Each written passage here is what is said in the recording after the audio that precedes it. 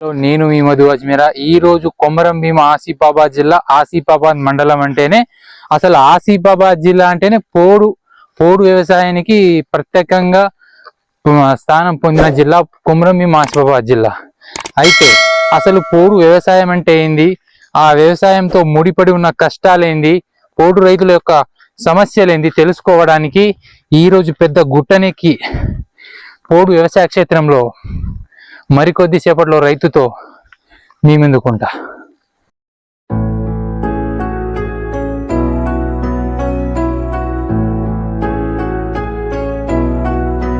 A few moments later. So మనం ఇలా రైతు దగ్గరికి అయితే వచ్చేసినాం. అది వదిలే. సో బండ భూమి, అది కూడా పెద్ద గుట్ట మీద ఉంది. బండ భూమి గుట్టల్లా ఉంది. నిన్న మొన్నటి వరకు వీళ్ళకి ఎటువంటి ఆధారం లేకుండే. మన కేసీఆర్ ముఖ్యమంత్రి వచ్చినప్పటి నుంచి గత పోయిన సంవత్సరమే వీళ్ళకు పట్టా ఇవ్వడం జరిగింది. కాకపోతే వీళ్ళకి అసలు పోడు వ్యవసాయం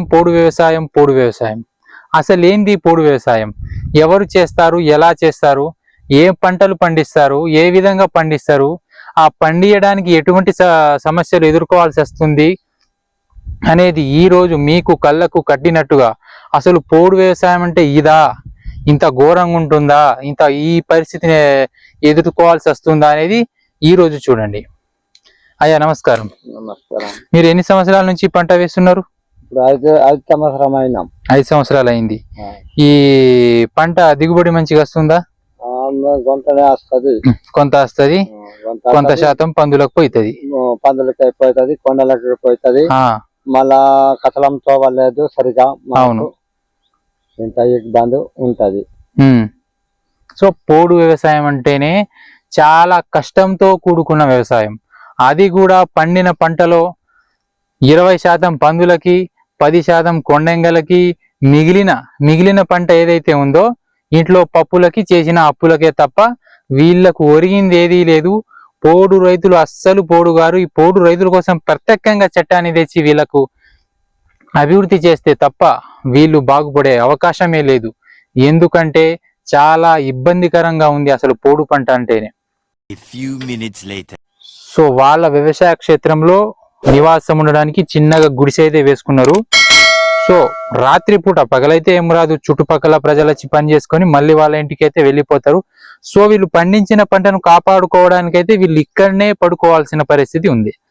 సో ఇది అసలే చుట్టూ దట్టమైన అడవి, మృగాలు, అడవి జంతువులు, అడవి పందులు దాడి చేసే అవకాశం ఉన్నా, ఎంత భయభ్రాంతులకు గురైన పండించిన పంట కోసం గుండెని బండగా మార్చి వీళ్ళు ఇక్కడనే దోమల్లో ఇంట్లో అర్ధగంట కరెంట్ పోతేనే విడవిలలాడిపోయే మనం రాత్రి మాత్రం ఎన్ని దోమలున్నా ఎంత ఏమున్నా పండించిన పంట కోసం, పిల్లల కడుపు నింపడం కోసం చాలా కష్టాన్ని అనుభవిస్తూ పోడు వ్యవసాయం చేస్తున్నారు. కాబట్టి వీళ్లకు చాలా రకాల ఇబ్బందులు ఉన్నాయి.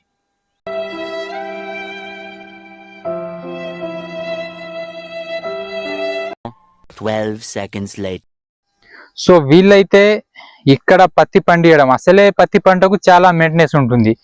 3-4 సార్లు యూరియా వేయాలా, స్ప్రే చేయాలా, కలుపు నివారణ చర్యలు చేపట్టాలా, అసలే కూలీల కొరత ఉంది. కాబట్టి వీళ్ళు ఏదైతే తింటారో, అసలు ఇప్పటికీ కూడా గిరిజనులు వాళ్ళు తినే పంటని స్వయంగా వాళ్ళే పండించుకుంటారు. ఇప్పుడు లాభదాయక పంటలంటే ప్రభుత్వాలు చెప్తున్నాయి లాభదాయక పంటలు వేయండి, లాభాలు పొందండి అని. అలా చూసి మనోళ్ళు గంజాయి కూడా వేసిండ్రు, జైలుకు కూడా పోయిండ్రు. ఆ తప్పు అసలే చేయకూడదు.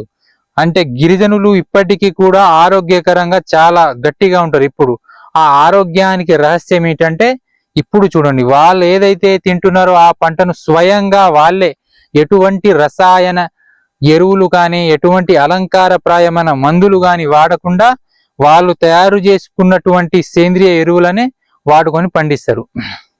ఇప్పుడు మీరు దీని మీద ఏ రకమైన మందులు స్ప్రే చేసిండ్రు, దేంతో తయారు చేసిండ్రు? అది ఒక వేప చెట్టు నుంచి తయారు చేస్తున్నాం. వేప చెట్టు నుంచి. ఇంకా దాంట్లో ఏమేమి కలుపుతారు? దానికి మొత్తం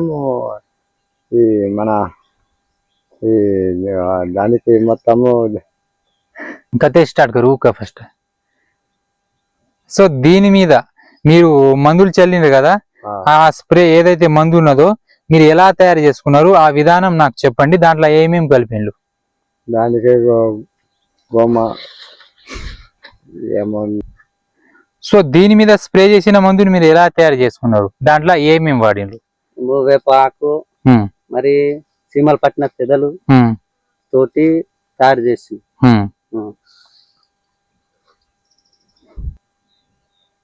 సో వీళ్ళ ఆరోగ్యానికి రహస్యం, వీళ్ళు ఏదైతే పోడు వ్యవసాయం చేస్తారో వీళ్ళ వ్యవసాయ క్షేత్రంలోనే వీళ్ళ ఆవులు గాని పశువులు గాని మేకలు గాని, సో పోడు రైతు చేస్తున్న ప్రతి రైతు దగ్గర పశువులు అనేది ఉంటాయి. పశుపాలన వారికి ప్రధానంగా ఒక ఆధారమైన పశుపాలన వాళ్ళకి ముఖ్య ఆధారం. సో వాటితోని వచ్చిన ఎరువులనే వీరు చేనులో ఎరువులుగా వాడేస్తారు. పైన స్ప్రే విషయానికి వస్తే వేపాకు గాని గోమూత్రం గాని వివిధ రకాల కొన్ని మట్టులు మరియు కొన్ని రకాల మంచి మంచి చెట్ల ఏర్లని తెచ్చి వాటిని దంచి ఒక మందును తయారు చేసి వాళ్ళు దీని మీద స్ప్రే చేయడం వలన ఎటువంటి కీటకాలు గాని వీళ్ళ పంట మీద కనబడవు. సో పంట కూడా చాలా మంచిగా డెవలప్ అయింది. కంది అయితే ఉందో పెసలు కూడా చాలా మంచిగా డెవలప్ అయింది. ఇంత బండ భూమిలో కూడా పంట ఇంత మంచిగా డెవలప్ అయిందంటే వీళ్ళు వాడుతున్నటువంటి సేంద్రియ వాళ్ళే తయారు చేసుకున్నట్టు ఎరువులే వీరి పంటకి ముఖ్య కారణం. సో పోడు రైతు అంటే, పోడు వ్యవసాయం అంటే చాలా కష్టంతో కూడుకున్న పని. మామూలుగా వ్యవసాయం అంటే సమానమైన తడి భూములు కాదు. పోడు భూములు అంటే ఇగో ఈ రకంగా ఉంటుంది.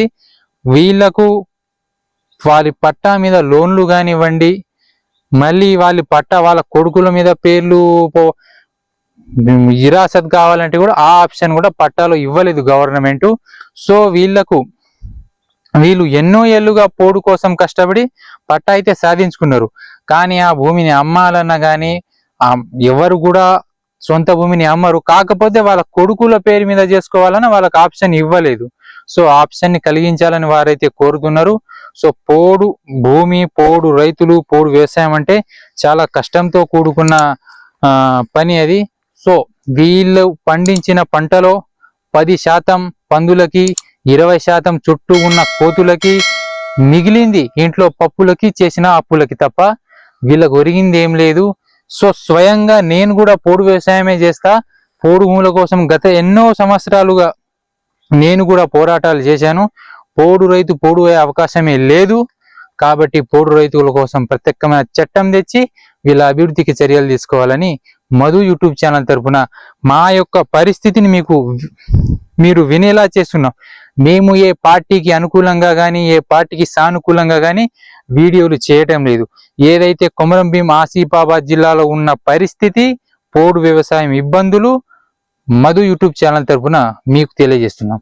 సో నా ఛానల్ని సబ్స్క్రైబ్ చేయండి, లైక్ చేయండి. మరెన్నో ఇంట్రెస్టింగ్ వీడియోతో మళ్ళీ నేను మీ ముందుకు.